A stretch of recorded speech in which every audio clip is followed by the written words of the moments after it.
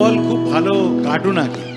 তো আমার একটা মাথায় একটা আইডিয়া ছিল যে ওর কার্টুনটা আমি কোনোভাবে কোনো বাজাও সুরের প্রেমের কর্ডগুলো বাজাও, ই মাইনর বাজাও, এ মাইনর।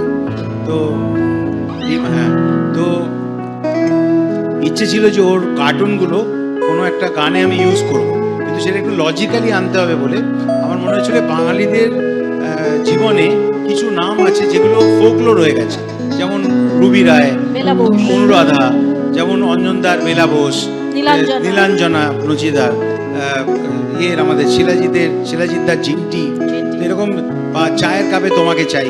তো এই সব ফ্রেজগুলোকে আমি লিখে রেখেছিলাম।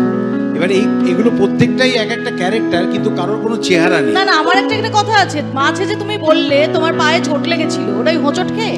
কোনটা? যখন বলে ফুটবল খেলতে গিয়ে পড়েছো, বললো ফুটবল খেলতে গিয়ে পায়ে চোট লেগেছে, ওটা হোঁচট খেয়ে? আমার ডান হাতটা ভেঙেছিল, গতকাল আমি প্লাস্টারটা খুলেছি। না তুমি যে হোঁচট এতবার খেয়েছো তুমি তো বলনি। গোড়ায় গলদ করো না, প্রেমে হোঁচট খেলে পায়ে লাগে না, হৃদয়ে লাগে।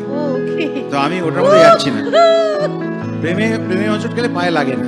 তো যাই হোক, এটা গানটা ওইভাবে বানিয়েছিলাম যে এই সব মেয়েগুলোর সঙ্গে ইন্টারঅ্যাক্ট করে, প্রেম করে, হোঁচট খেয়ে, ধাক্কা খেয়ে, ইয়ে খেয়ে আলটিমেটলি বুঝেছি যে তুমি মেরে পাস মেই থে, লেকিন পাশেই ছিল। আমি কলকাতায় যে চলি, কোন কথা যে বলি, সামনে পেয়েও খুঁজে বেড়াই মনের চোরাগুলি।